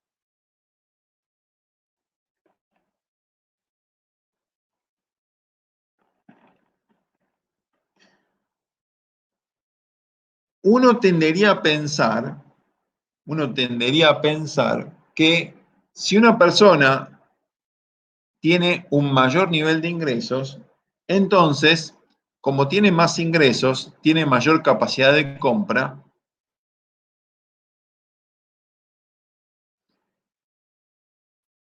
y al tener mayor capacidad de compra, significa que estaría en condiciones de comprar mayor cantidad, y entonces uno pensaría, digo yo, pensaría que compraría una mayor cantidad. Ahora,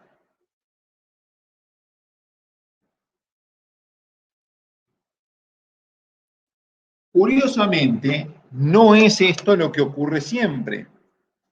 ¿Y por qué? Porque para los consumidores, los bienes no siempre, o sea, los consumidores no siempre aumentan el consumo de los bienes cuando sube su ingreso. ¿Cómo puede ser esto? Y esto es un tema muy interesante. ¿Cómo es que ocurre esto? Bueno, ocurre esencialmente porque puede ser que ante ante un mayor nivel de ingreso, ante un mayor nivel de ingreso, los, los consumidores decidan consumir menos de un bien. Digo, por ejemplo, eh, uno dice, mira, antes, no sé, yo me movía con el colectivo, digamos, ¿por qué? Porque, bueno, porque satisfacía mis preferencias, pero bueno, ahora encontré un trabajo mejor remunerado y en vez de ir al trabajo en colectivo, bueno, pude comprarme una moto. Entonces, fíjense, ¿por qué te compraste una moto? Y me compré la moto porque ahora tengo un mejor trabajo que me pagan más, o me aumentaron el ingreso.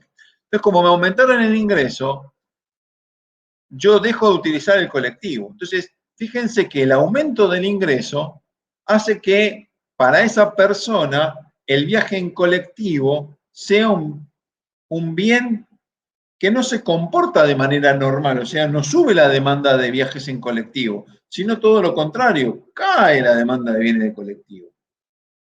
Y entonces, aquí tenemos digamos, un claro ejemplo de un bien que para ese consumidor es inferior. Pero no, digamos, no tiene que ver con que la calidad es mala. No hace una cuestión de calidad. Puede ser que los colectivos tengan aire acondicionado, tengan un montón, digamos, un montón de ventajas, que siempre viaje sentado, o sea, digamos, no hace a la calidad del servicio o del bien, sino que en realidad lo que está mostrando es que esa persona cuando le aumentan el precio, en realidad su cantidad demandada baja. Y eso es una situación de, claro, cambiar el transporte público por la moto, claro. Bueno, ¿no sería sustituto? Bueno, claro. A ver, ¿cuál es el sustituto, Karina? ¿Cuál es el bien sustituto del transporte público? La moto. Pero acordate que yo puse a la moto como ejemplo de una situación que ocurre porque ahora a la persona le aumentaron el ingreso, o sea, tiene un mejor salario, ¿ok? No nos olvidemos, yo pongo la moto y decía, bueno, deja de viajar en colectivo y no viaja más. No es eso, o sea, en realidad, ¿por qué cae la demanda de colectivo? Porque ahora él se mueve más en moto, o se mueve en moto, y antes no se podía mover en moto porque no podía comprar la moto.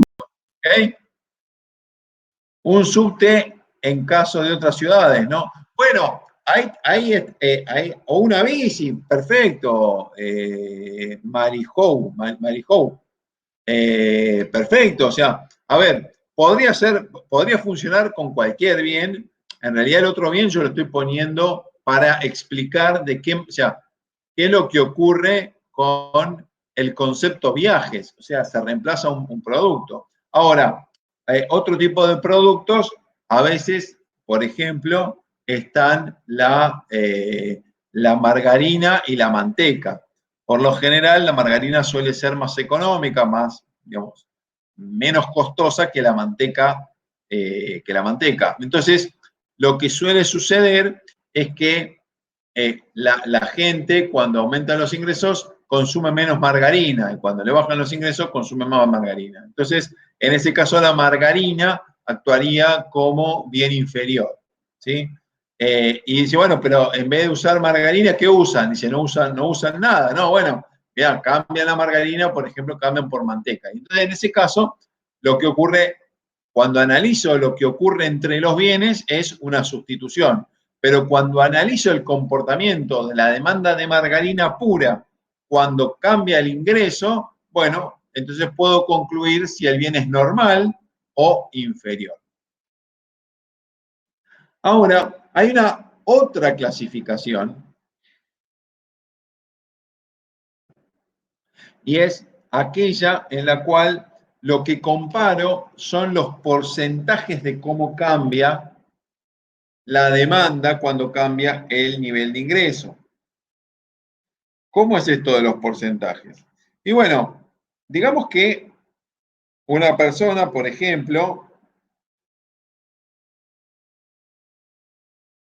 recibe un aumento de sueldo, un aumento de salario, un aumento del ingreso del 10%. Entonces, yo puedo analizar cómo se comporta la demanda, la cantidad demandada, también en términos porcentuales. Y digamos que a él le subieron el salario un 10%, sus ingresos suben un 10%, y de repente esa persona aumenta su demanda de algún tipo de bien, qué sé yo, la manteca, en más del 10%. Antes consumía 100 gramos de manteca, ahora consume 150 gramos de manteca en una semana o en un mes o lo que sea. Lo que vemos es que le aumentaron el ingreso solo un 10%, pero él consume un 50% más del bien.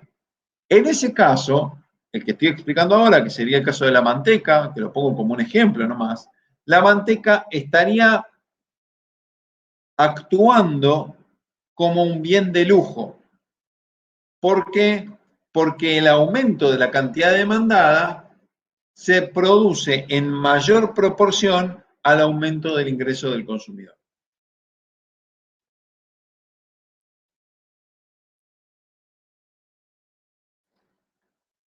En cambio, si el aumento de la cantidad demandada se realiza en menor proporción, digo, a la persona le aumentan el sueldo un 20%, pero su consumo de manteca aumenta un 5%, o sea, proporcionalmente aumenta menos de lo que le aumenta en el ingreso. En ese caso, lo que podríamos concluir es que la manteca o el bien del que se trate es un bien de primera necesidad. Muy bien. Con esto hemos cubierto un poquito la clasificación de los bienes. ¿Hasta acá alguna duda en la clasificación de los bienes?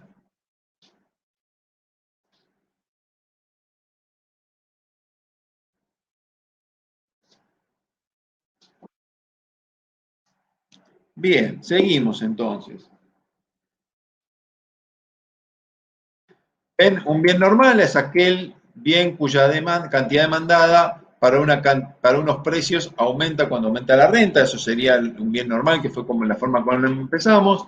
Un bien inferior es aquel cuya cantidad demandada disminuye cuando la renta aumenta, eso es un bien inferior. Hablamos del bien superior, que es un bien que aumenta en una mayor proporción al aumento de la renta, y hablamos de bienes de primera necesidad, que siendo bienes normales, ¿sí?, el aumento de la cantidad demandada se realiza en una menor proporción al aumento de la renta. Muy bien.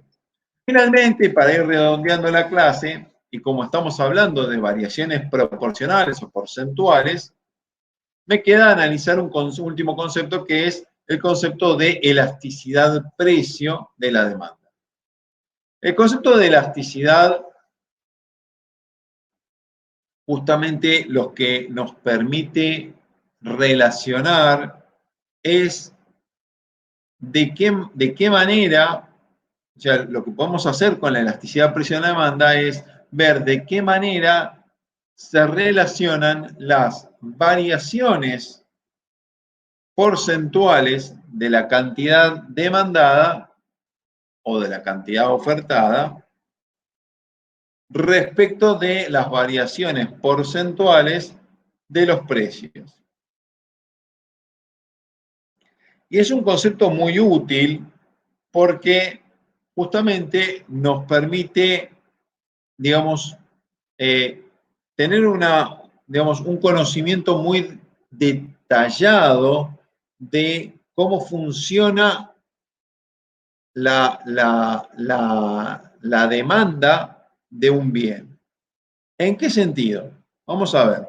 La elasticidad precio mide la sensibilidad de la cantidad demandada ante variaciones en el precio. ¿Qué significa esto de la sensibilidad?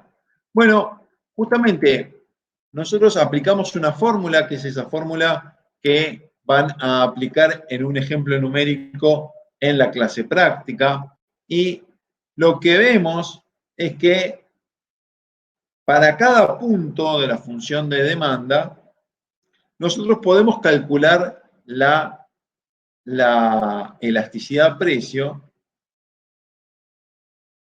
y lo que vemos es que cuando vamos, a ver, déjame ver si lo tengo acá. Cuando vamos pasando del punto A al punto B, del punto B al punto C, nosotros podemos calcular en cada uno de esos puntos, en el punto B, en el punto C, en el punto D, en el punto E, podemos calcular el valor de la elasticidad. Lo interesante es que el valor de la elasticidad, por cómo está construido el ejemplo, va cambiando a lo largo de la demanda. O sea, cuando yo me voy, digamos, cuando yo me voy moviendo a lo largo de la curva de demanda, la elasticidad precio también cambia en este caso. Puede ocurrir que no cambie, pero en este caso sí cambia.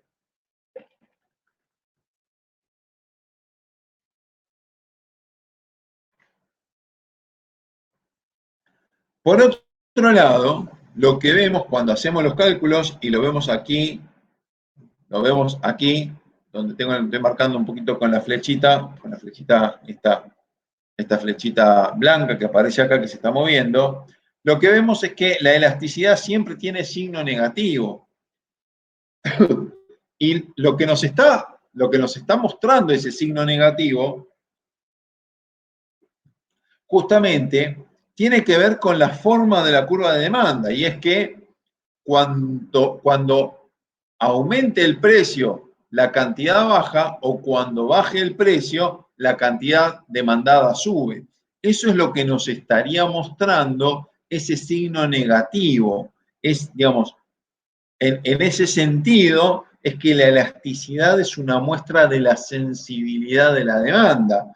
¿Por qué? Porque nos está mostrando de qué manera estaría cambiando la cantidad demandada cuando cambia el precio. ¿Ok? Ahora, lo interesante de esto es que cuando yo tengo una curva de demanda curva, precisamente, o sea, con partes redondeadas, y o digamos, también puede ser con tramos rectos, digamos, pero que tenga la pendiente negativa, lo que puede suceder es que el valor de la elasticidad precio de la demanda cambie, y cambie entre prácticamente cero y prácticamente menos infinito. Fíjense el rango de valores, va de cero a menos infinito, pasando por el punto de -1, que es un punto significativo. Ahora, cuando la, cuando la,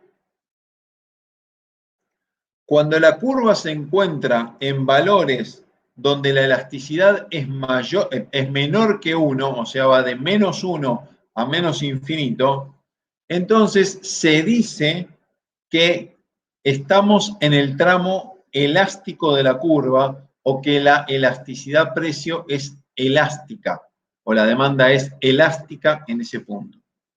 En ese sentido, mientras yo estoy en el tramo elástico de la curva, lo que sucede es que la cantidad varía más que proporcionalmente respecto del precio. Y es muy interesante porque digamos, en el tramo elástico, un aumento del precio de un 1% ocasiona una reducción más que proporcional, o sea, de un porcentaje muy superior en la cantidad demandada. Un aumento del 1% en el precio ocasiona una caída de la cantidad demandada del más del 1% en el tramo elástico. En el punto donde la elasticidad es unitaria, un aumento del 1% del precio ocasiona una reducción del 1% de la cantidad demandada, y cuando estoy en el tramo inelástico, un aumento del 1% en el precio ocasiona una reducción de menos del 1% en la cantidad demandada. Observen que, digamos, lo que me está diciendo este concepto de elasticidad es esta sensibilidad, o sea, es cuál es la respuesta de la demanda, de la cantidad demandada, cuando cambia el precio y, digamos, cuál es el impacto de este cambio en el precio en el cambio en la cantidad demandada. Tal que en una demanda elástica, la reducción del precio aumentará el ingreso total por ventas, mientras que en una demanda inelástica, una reducción del precio disminuirá el ingreso total por ventas. Y es un tema importante cuando estamos analizando el funcionamiento de un mercado. Por eso es importante conocer la elasticidad precio de la demanda del mercado, porque nos permite hacer digamos, establecer qué es lo que deberíamos hacer desde la empresa. Si una empresa se encuentra en un tramo inelástico de la curva, entonces lo que le convendría hacer es aumentar el precio, porque, digamos, la demanda le va a caer menos que proporcionalmente, y entonces está en condiciones de incrementar su ingreso total. Mientras que en el caso elástico es el contrario. Existen casos extremos, que ya los vamos a analizar, vamos a analizar qué significa un caso extremo, pero lo que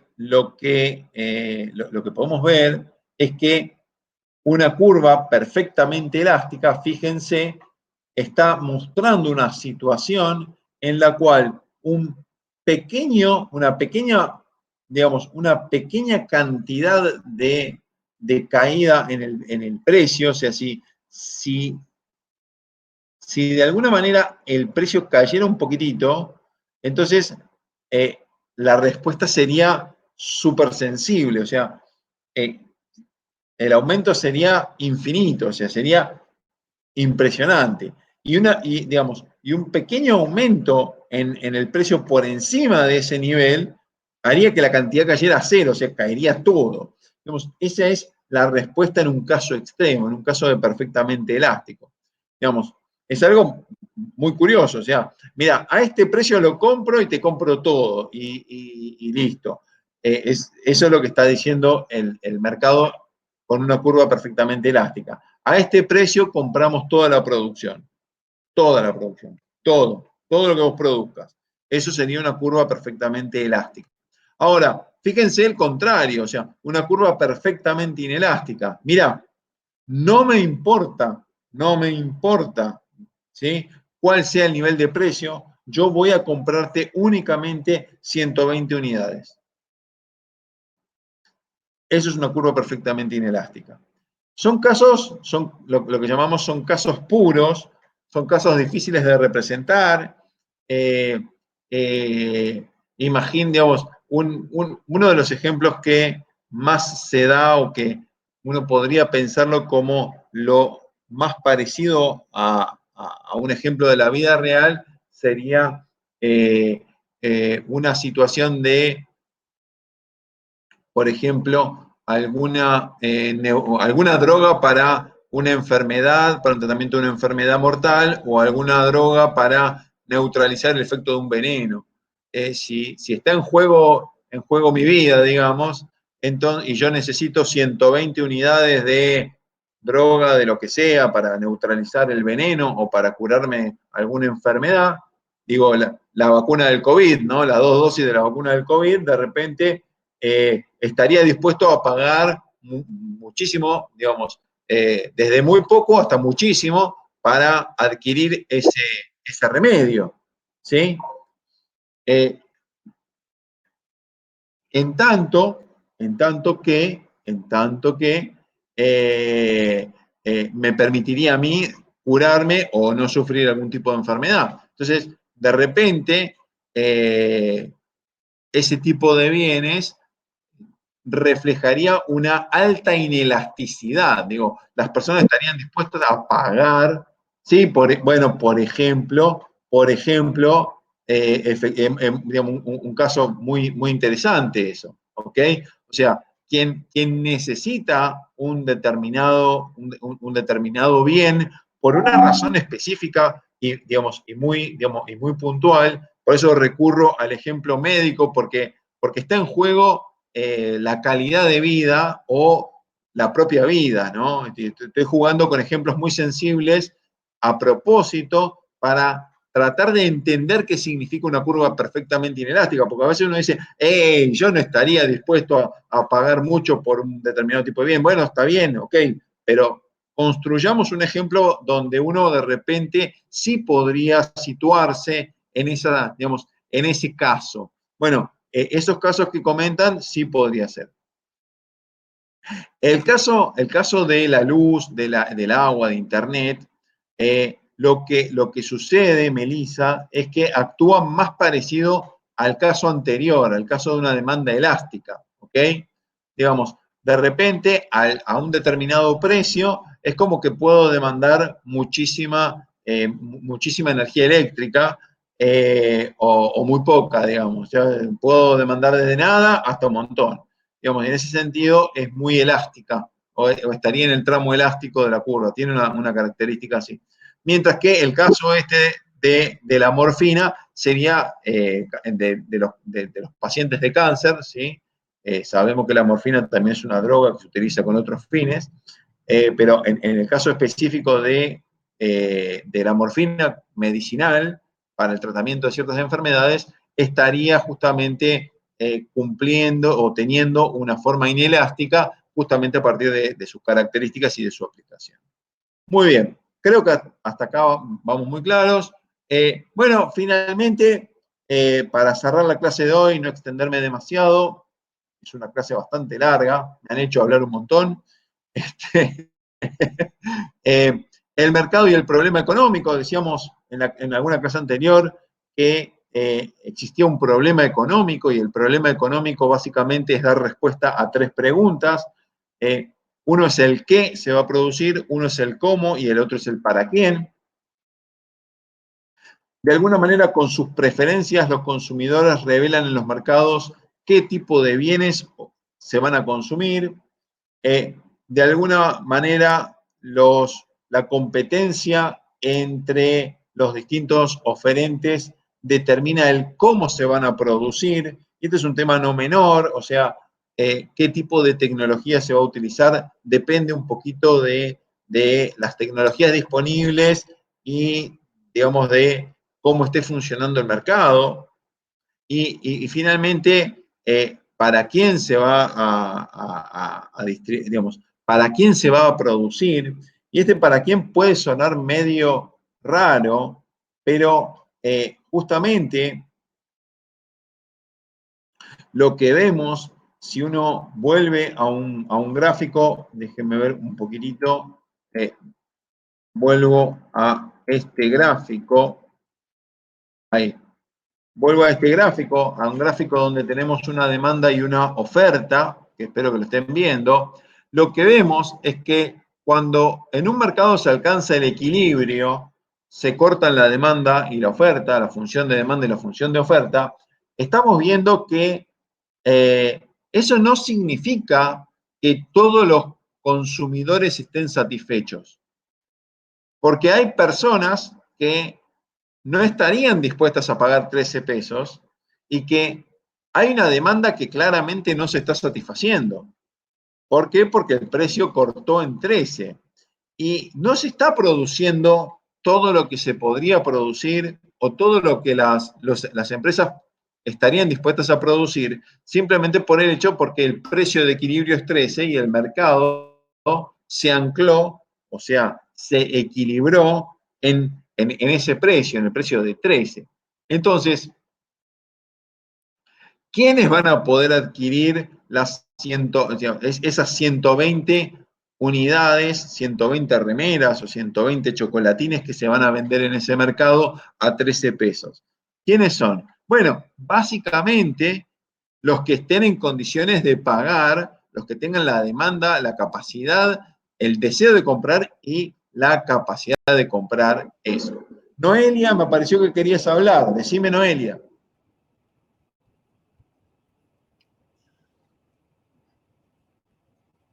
¿Puede ser?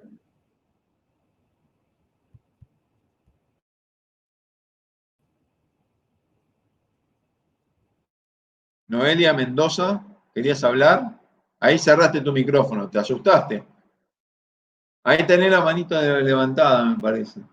Bueno, bueno, entonces, el para qué un poquito y el para quién, digamos, cuál es digamos, eh, la forma en la que se van a distribuir esos bienes en la economía, en la sociedad, tiene un poquito que ver con eso de la capacidad que demuestren los consumidores de compra.